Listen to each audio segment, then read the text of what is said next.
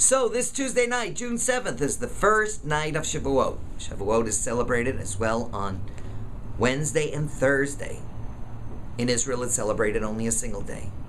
And on the second day of Shavuot, we read the Book of Ruth. Why do we read the Book of Ruth on Shavuot?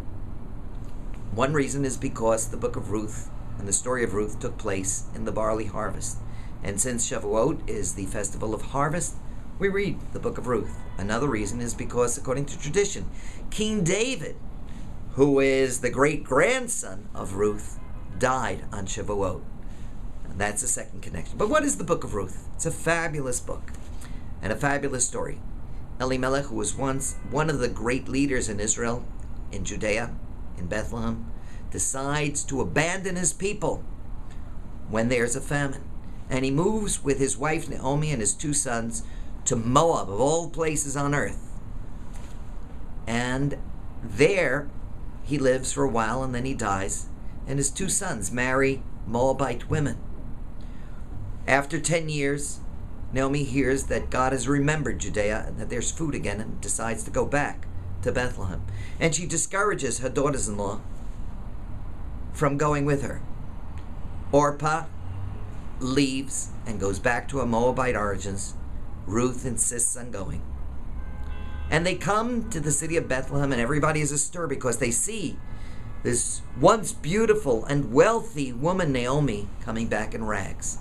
They really have no way to sustain themselves.